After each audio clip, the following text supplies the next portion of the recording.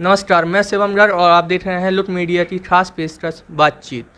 आज हमारे साथ हैं झांसी के सदर विधायक रवि शर्मा जी। विधायक जी, आपका बहुत बहुत स्वागत है। आप सबका भी स्वागत है। विधायक जी, अभी लखीमपुर खीरी पे जो विवाद हुआ है उस पे विपक्ष वाले कहते हैं कि सरकार तानाशाह रवैया अपना रही है, इस पे आप क्या कहेंगे? जो अराजक तत्व हैं, उत्तर प्रदेश में चूंकि चुनाव आ गए हैं और इन चुनावों में अब अराजकता बढ़ाने के लिए, लोगों को प्रोवोक करने के लिए इस तरीके के एलिमेंट अब समाज में सक्रिय हो चुके हैं। जब हम बात करते हैं किसानों की, तो किसानों का आंदोलन तो दिल्ली में सरकार ने उनकी कई बार कई चक्कर में बातचीत सुनी और किसान आंदोलन कहीं प्रतीत नहीं हुआ। किसान कहीं धरने पर दिखाई नहीं दे रहे थे। वो राष्ट्र विरोधी ताकतें जो भारत में अस्थिरता फैलाना चाहती हैं, वो लोग समान चेहरे जो शाहीन बाग के आंदोलन में भी थे, जो दिल्ली में भी बैठे हैं, जो अन्य जगहों पर इस तरीके से अराजकता का माहौल फैलाने में लगे हुए हैं। लखीमपुर की घटना निश्चित रूप से दुर्भाग्यपूर्ण है और उस घटना को संज्ञान में लेकर के माननीय मुख्यमंत्री ने त्वरित कार्यवाही करते हुए पीड़ितों को तत्काल राहत की व्यवस्था और वहाँ पर जो तथाकथित किसान थे, जो किसान नेता थे, उनकी बात को मानते हुए जो उस समय किसान नेताओं ने कहा वो बात सरकार ने मानी है। ये जांच का विषय है और इसके लिए एक कमेटी का गठन हो गया है। हाई कोर्ट के रिटायर्ड जज उसकी जांच करेंगे और जो भी दोषी होगा उसे बख्शा नहीं जाएगा। विधायक जी, जैसे आपने बताया चुनाव नज़दीक हैं, तो सर आपकी क्या तैयारी है विधानसभा चुनाव को लेकर? तैयारी उसे करनी पड़ती है जो नया हो राजनीतिक क्षेत्र में। हम लोग तो चूँकि 9.5 वर्षों से दिन रात पब्लिक के ही बीच में हैं, जनता के काम ही कर रहे हैं दिन भर। वो चाहे हमारा दफ्तर हो, चाहे घर हो, चाहे बीच में हम घर से निकलते हैं तो हम किसी अन्य विधानसभा में निवास नहीं है हमारा स्वयं का निवास हमारी स्वयं की विधानसभा में है। तो हम तो यदि घर से निकलेंगे, जहाँ भी जाएंगे अपनी विधानसभा में ही खड़े हैं। हमारी रुचि इन 9.5 वर्षों में कभी भी बाहर रहने में नहीं हुई। हम सदैव विधानसभा में 9.5 वर्षों तक प्रवास करते रहे, लोगों के सुख दुख में भागीदारी करते रहे। तो यही तो सामाजिक सेवा है और यही राजनीति है, उसमें हम अनवरत अपना काम कर रहे हैं। जैसा सर माहौल बन रहा है, वैसे क्या लगता है बीजेपी 300 प्लस सीट ले पाएगी? इस भारत की राजनीति में 2014 के बाद हुए जो सामाजिक परिवर्तन है, देश में बनने वाली योजनाएं गरीब के घर तक दस्तक दे करके जिस तरीके से भारतीय जनता पार्टी ने पहुंचाई हैं, जिस तरीके से डीबीटी के माध्यम से हमने सीधे लाभार्थियों को लाभ देने का काम किया, वहीं बीच से बिचौलियों को, भ्रष्टाचार को सरकार ने समाप्त भी करने का काम किया। इस देश का गांव हो, गरीब हो, किसान हो, मजदूर हो, युवा हो, महिला हो, सबके लिए कल्याणकारी योजनाएं सरकार ने ला करके सीधे जनता को समर्पित की हैं और लोगों तक उसका लाभ सीधे सीधे पहुंचा भी है। तो निश्चित रूप से आज अब लोग नहीं कहते कि हमको ये गैस सिलेंडर प्रधान जी ने दिया, हमको ये आवास और शौचालय प्रधान जी ने दिए। नहीं तो पहले इसका श्रेय बिचौलिए और छुटभइये उठा लेते थे। लेकिन आज भारत सरकार की दी हुई योजना आम जनता कहती है कि सीधे हमको ये सिलेंडर है तो मोदी जी ने दिया है, शौचालय है तो मोदी जी ने दिया है, अन्य जो भी सुविधा उसे मिली है वो सीधे वो जानती है कि हमको देश के प्रधानमंत्री मोदी जी ने ये हम तक भेजी है, हम तक ये सुविधा योगी जी ने भेजी है। तो निश्चित रूप से अब जनता समझदार हो गई है, सब जानने लगी है।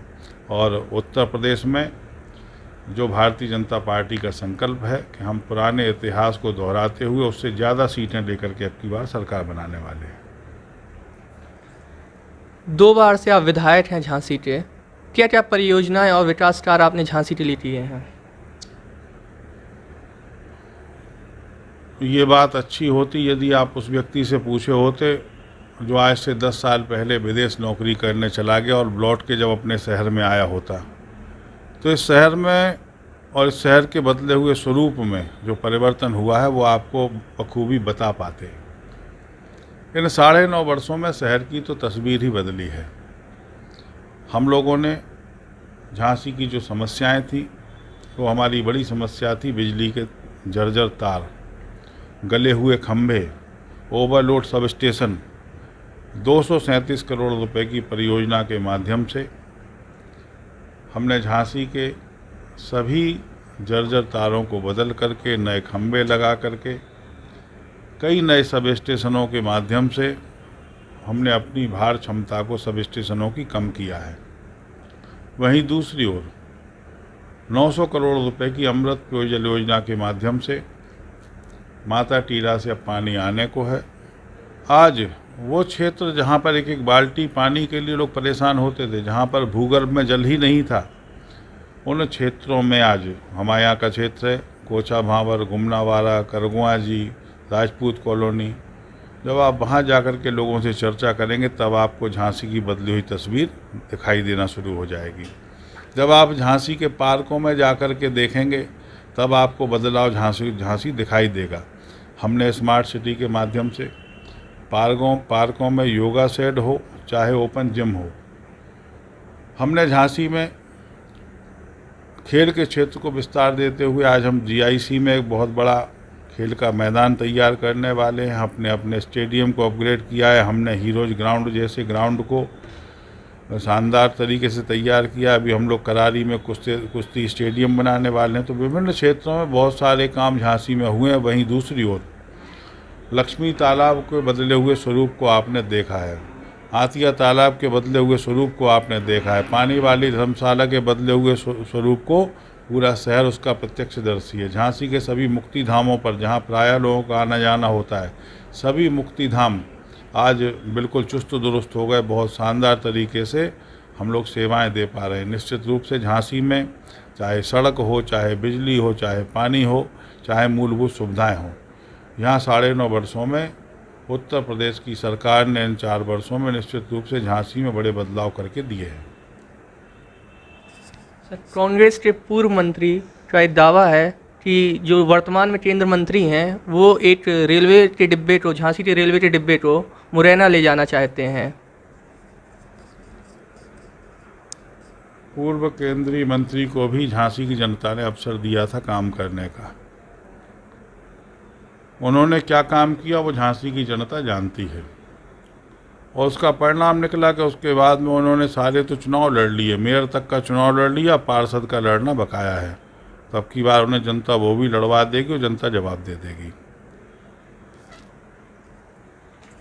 विधायक जी, हमारे चैनल के माध्यम से आप क्या जनता को संदेश देना चाहेंगे? वीरांगना महारानी लक्ष्मीबाई की वीर भूमि झांसी,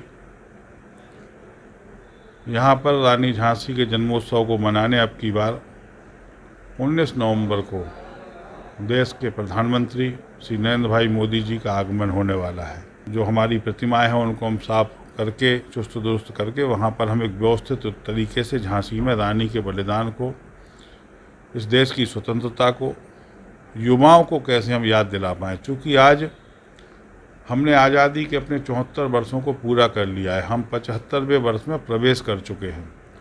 तो भारत के प्रधानमंत्री ने इस वर्ष को अमृत महोत्सव के रूप में मनाने का संकल्प लिया था। हम कैसे बता पाएँ कि हम ये आज़ादी जो है उसके मायने क्या है, इस आज़ादी के पीछे की शहादत क्या है, उसको भी युवाओं को पहचानना पड़ेगा। निश्चित रूप से उसके संकल्प को दोहराने के लिए प्रधानमंत्री जी झांसी किले की प्राचीर से बोलने वाले हैं। सभी लोग उस दिन गौर से प्रधानमंत्री जी को सुने, इस आज़ादी के मायने को समझें, राष्ट्रभक्ति का संकल्प लेकर के हम इस राष्ट्र को कैसे और तेज़ी के साथ, गति के साथ आगे बढ़ा पाएँ, इसके लिए प्रधानमंत्री झांसी आने वाले हैं। मेरा आग्रह है सभी झांसी जनपद वासियों से, उस दिन वो हमारे लिए विशेष दिवस है, रानी झांसी का जन्म दिवस है।